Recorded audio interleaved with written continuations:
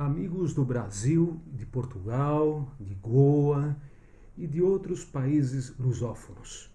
Estamos aqui para falar hoje sobre a missão Apollo 13, a missão espacial que deveria ter transportado três astronautas norte-americanos até a Lua, nosso satélite natural, em abril de 1970.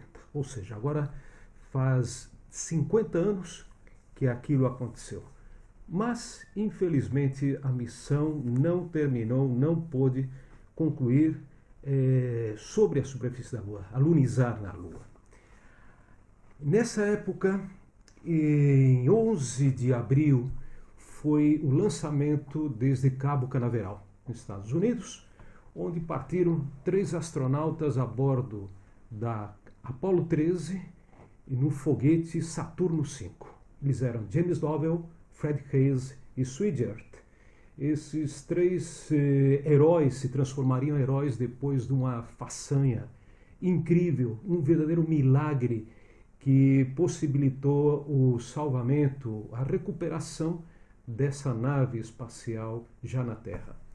Mas eu gostaria de falar a respeito disso porque, desde outro ponto de vista, a partir de uma revista, da revista Manchete do Brasil, de 2 de maio de 1970, aqui tem um exemplar magnífico, aliás, naquela época que se fazia um grande jornalismo, sem necessidade, não existia internet e com muito menos meios, né, que hoje em dia, e faço, aqui destaco o editorial de Zevi Givelder, que era o diretor adjunto, diretor executivo dessa grande revista já desaparecida.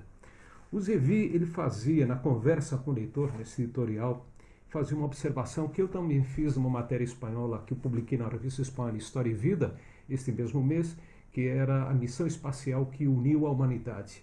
E mais ou menos nessa mesma linha já dizia naquela época, muito antes que eu, claro, o Zevi Givelder, ele dizia: durante 4 dias as fronteiras políticas que separam os países e as fronteiras ideológicas que separam os homens deixaram de existir. No espaço acima de todas as divisões artificiais criadas na Terra, 3 homens lutavam contra a morte no infinito. 3 homens que naquele momento representavam todos os homens e todas as mulheres, todos os países e todas as raças. Quando os 3 paraquedas coloridos de sua nave cósmica se abriram entre as nuvens escuras, a humanidade inteira o saudou. Aquela cápsula minúscula, quase perdida na imensidão dos céus, trazia de volta para a Mãe Terra os seus audazes filhos e trazia também a confiança renovada na maravilhosa aventura da vida. Excepcional, um editorial de primeira linha. E aqui nesse exemplar eu tenho também da revista Manchete, tenho uma dedicatória, um autógrafo feito pelo José Manuel Grandella. José Manuel Grandella, ele foi um dos engenheiros que trabalhou aqui em Madrid, perto de Madrid, em Robledo, de Chabela e Fresnedilhas, em todas as missões da Apollo que foram até a Lua. O Grandella, ele esteve presente nesses momentos difíceis agora que vamos comentar. Ele foi, junto com um grupo de cientistas norte-americanos, engenheiros norte-americanos e outro grupo também de espanhóis, estiveram atentos nas radiocomunicações, nas comunicações interespaciais com estes 3 astronautas. Somente existiam 3 antenas, ou 3 grupos de antenas distribuídos pelo mundo. Um deles estava nos Estados Unidos, outros aqui perto de Madrid e o terceiro estava na Austrália. Tudo isso para cobrir todas, as posições da Terra no sentido de rotação, apontando para a Lua no momento adequado, né, quando estavam visíveis os astronautas. Então ele fez um autógrafo aqui, recordando a participação dele naquele projeto Apollo 13, e estive na casa dele e fez essa amável, esse amável autógrafo. Então, a questão é que esta missão, resumidamente, explodiu um tanque de combustível no módulo de serviço da Apollo 13 e que provocou, digamos, um pane imediato, fuga de oxigênio e, ao mesmo tempo, também perda de capacidade elétrica, né, de fornecer energia elétrica a todo o conjunto da nave espacial. Uma placa de 4 metros, mais ou menos, de comprimento, voou pelo espaço, né, saiu lançada, né, com violência depois da explosão ao espaço, deixando descoberta uma boa parte da estrutura interna do módulo de serviço da nave Apollo. Dessa maneira, as imagens, digamos, isso foi fotografado depois, já quando os astronautas estavam próximos da Terra, quando se separaram desse módulo e viram aquele estropício, né, aquela desgraça, né, realmente que aconteceu. Então eles tiveram que passar para um módulo lunar, que era aquele destinado ao pouso na Lua, que logicamente a missão foi totalmente cancelada, né, depois da explosão. Eles passaram para esse módulo para aproveitar a energia do módulo, a energia elétrica também muito reduzida, tiveram que baixar ao máximo os níveis de energia, tanto é que eles suportaram temperaturas de 4 graus somente, praticamente sem luz e com oxigênio muito controlado, porque uma parte dele se esvaiu ao espaço sideral. Então foi uma situação muito complicada. Então eles usaram de bote salva-vidas esse módulo lunar que era destinado a pousar somente 2 dos astronautas na superfície. Um ficaria em órbita e outros 2 lá embaixo. Então o que aconteceu? Os 3 tiveram que se apertar dentro do módulo lunar num espaço equivalente a uma cabine e meia de telefone. Imagine esse espaço reduzido, com frio, pouco oxigênio, praticamente sem luz e sob uma tensão impressionante, provocada por todas as dificuldades e pela busca de soluções desde a Terra e também lá a bordo da nave espacial. Então a manchete lembra que aqui começa a luta contra a morte da nossa sucursal em Nova York via South African Airways, ou seja, o material chegava naquela época, né, via avião, não havia internet, como volto a repetir. Então, esses homens estavam destinados praticamente à morte. Porém, uma série, que não vou contar aqui detalhes técnicos e tal, porque vou procurar fazer outro tipo de comentários, mas eles, depois de 1000 peripécias, eles conseguiram se salvar. No meio dessa situação, como intermediário entre Houston, os engenheiros de Houston, e os 3 astronautas, estava o Alan Shepard, que era um astronauta veterano, que voaria já na missão posterior, na Apollo 14, e estava o Charles Duck, que eu conheci em 2 ocasiões, uma aqui em Madrid e outra em Tenerife, nas Ilhas Canárias, em 2014, e tive a honra de entrevistá-lo nessas ocasiões. O Charles, ele estabeleceu, digamos, tinha esse trabalho de Capcom, né? Então ele transmitia as ordens de Houston e os astronautas, digamos, e passavam, digamos, as impressões, as sensações deles ao Charles Duck para que fossem estudadas essas questões pela equipe, né, de terra, né, de Houston. Então eu tive essa honra de entrevistar e ele me contou uma série de detalhes. Por exemplo, ele ia até o simulador do módulo lunar para verificar coisas, peças, mecanismos, né, botões, e que pudessem, digamos, dar alguma solução para aqueles que estavam sob tensão lá, quase chegando à Lua, porque na verdade quando a explosão acontece a 320 mil quilômetros de distância da Lua, né, da Terra.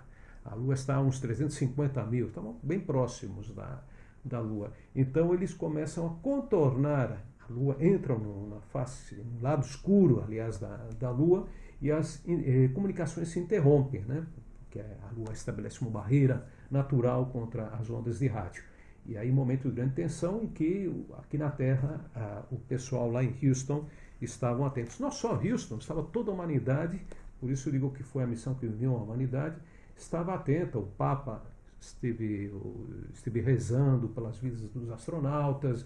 Em Jerusalém também eles estavam, povo judeu estava muito atento nos muros das lamentações, rezando pela vida, né, desses três cidadãos que seriam do mundo naquele momento. Manchete, revista Manchete, outro título, né, outra manchete. Eles estavam prontos para tudo. Diziam que estavam bem treinados, né, para voar. E há uma matéria curiosa aqui também que dizia: ainda há futuro no espaço? Cara, naquele momento de dúvida, de intriga, não se sabia o que ia acontecer com as missões espaciais, né? Poderia ter acontecido uma tragédia, mas afinal de contas eles fazem aqui um estudo mostrando que haveria, que se destinariam recursos, né, dinheiro para a construção de transportadores espaciais, o famoso Space Shuttle, né, que mais tarde se concretizaria, estações orbitais como as que temos hoje, aqui a ISS. Então eles iam fazer um pouco um exercício assim de futurologia. E há outro detalhe curioso da manchete que eles falam de um filme muito interessante, o Mariner, o filme que antecipou o drama da Apollo 13. Quem me falou primeiro sobre esse filme foi o nosso querido amigo Alberto Francisco do Carmo. Ele me mandou uma mensagem pelo Facebook e lembra desse filme, que foi premonitório, porque 1 ano, 2 anos antes dessa missão, esse filme no qual apareciam grandes figuras estelares do cinema daquela época, como o Richard Crenna, o James Franciscus, também o Gene Hackman e o Gregory Peck, apareciam também a bordo de uma nave parecida com o Apollo, em que também eles tinham uma série de dificuldades, tiveram um acidente e acabaram resolvendo aquela situação. O filme é realmente muito, muito estranho, muito premonitório em relação a essa questão da Apollo 13, né, que logo aconteceria uma desgraça em pouco tempo depois, né?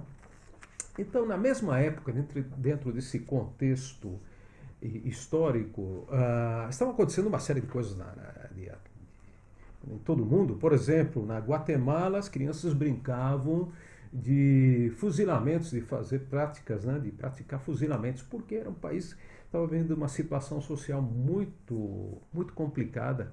Mais tarde viria também uma série de golpes de Estado.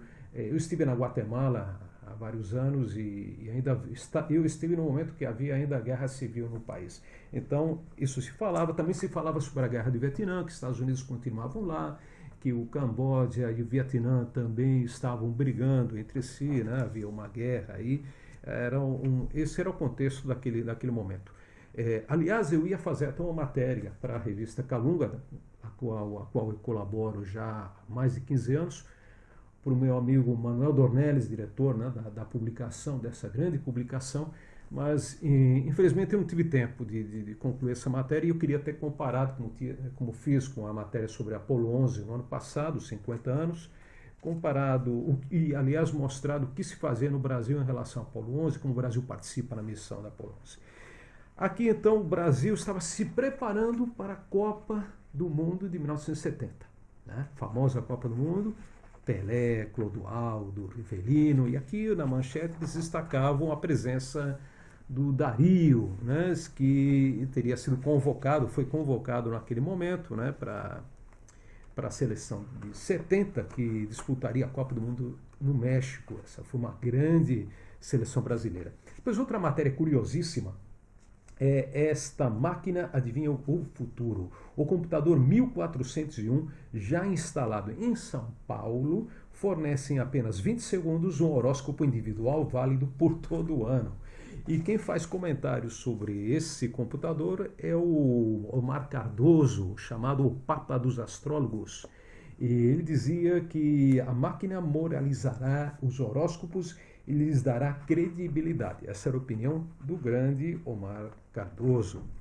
Em relação também à propaganda daquela época, era muito interessante, porque eles também destacavam eventos como a Copa do Mundo, e nesse caso a Philips dedica uma página inteira, né, a uma propaganda que Philips inaugura a década de 70. O rádio companheiro tem sintonia fina e traga o México para casa, fazendo propaganda de um rádio companheiro, de transistor, né?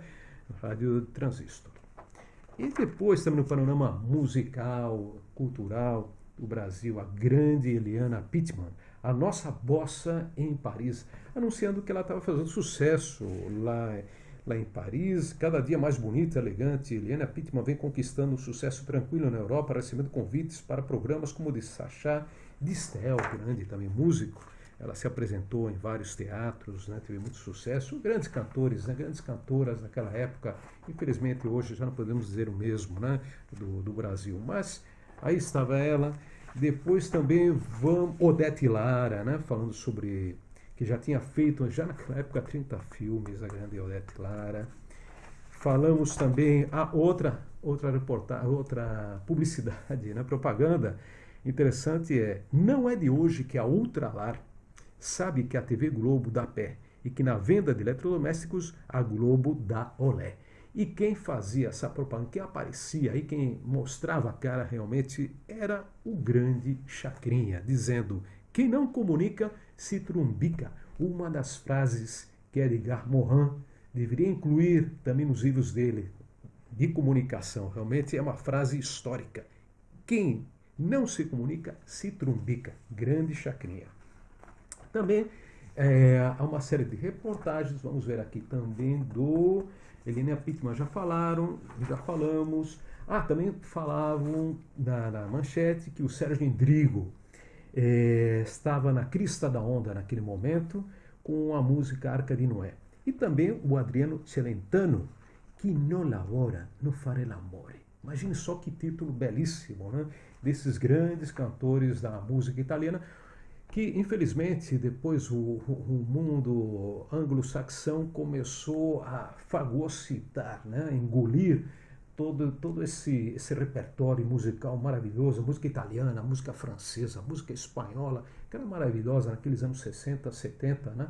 Infelizmente o poder da mídia, né? Americana e inglesa, anglo-saxã, é muito grande e realmente acabou engolindo todos esses grandes astros, né? Fazendo desaparecer, né?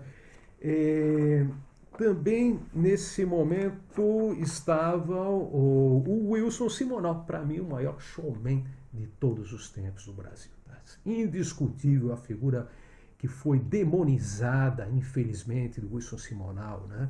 Tanto a direita como a esquerda lançaram, né, programas anti-Simonal e felizmente a imagem dele foi recuperada muito mais tarde, infelizmente, já pelos filhos, pela própria imprensa que atacou muito o Simonal. Para mim, um artista completo. Ele naquele momento estava terminando um filme que eu não conhecia, está quase pronto para estrear no Rio de Janeiro, o primeiro filme do artista mais comunicativo e versátil da música popular brasileira. E ele tinha sido entrevistado, aliás, o diretor do filme era César Tedim, tá? Era desse filme que eu desconhecia. Tá? Então, outra figura exponencial naquele momento histórico enquanto Apolo 13 estava lá em cima, né? Aqui na Terra aconteciam, né, uma série de coisas, filmes, né? Iam estrear filmes como o do Wilson Simonal. Também na mesma revista Manchete fala-se a outra propaganda interessantíssima do Milor Fernandes fazendo propaganda para o Banco Itaú. Vejam só, olha aqui a maneira menos dolorida do brasileiro enfrentar o imposto de renda. E sem fila, Banco Itaú América S.A. Olha só uma propaganda aí ilustrada por os maiores cartunistas da história do Brasil. E vamos agora também a Portugal, porque eu gostaria de dizer que os nossos amigos de Portugal, Portugal é um pequeno, grande país. É o país precursor da globalização, eles a partir já de 1500, né, comecinho do século XVI, Vasco da Gama faz uma viagem equivalente praticamente à viagem à Lua, se formos comparar com a tecnologia daquela época e as dificuldades, né, Vasco da Gama foi protagonista, né, de uma façanha inigualável. Ele conseguiu sair de Portugal e contornar toda a África, dar a volta à África e chegar até a Índia, né, para burlar o cerco comercial imposto pela Turquia, né, que impedia que o livre comércio, né, daquelas caravanas que atravessavam a Rota da Seda chegasse à Europa, ou pelo menos encareciam muito os produtos pelos impostos, né, da Turquia. Então, a abertura comercial, essa globalização que nós conhecemos hoje, os primórdios estão lá em Portugal, e Portugal continua ainda, para mim, sendo um referente mundial na história, na política. E vamos ver o que dizia o Diário de Lisboa sobre Apolo 13 naquele momento. Eles fizeram uma cobertura relativamente boa, possivelmente a partir também dos famosos cabos telegráficos, né, que chegavam naquela época.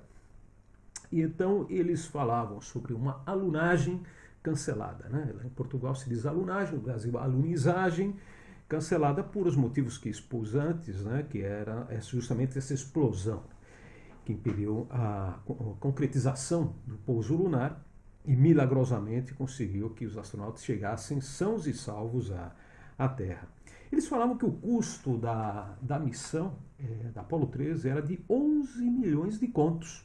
Aqueles contos que já não existem, né? A moeda portuguesa, o escudo, substituída, né, pelo euro, como quase todos os países europeus, né? A RTP, a Rádio Televisão Portuguesa, com certeza anunciava também o lançamento que poderia ser, era televisionado, era transmitido ao vivo para os cidadãos portugueses, né?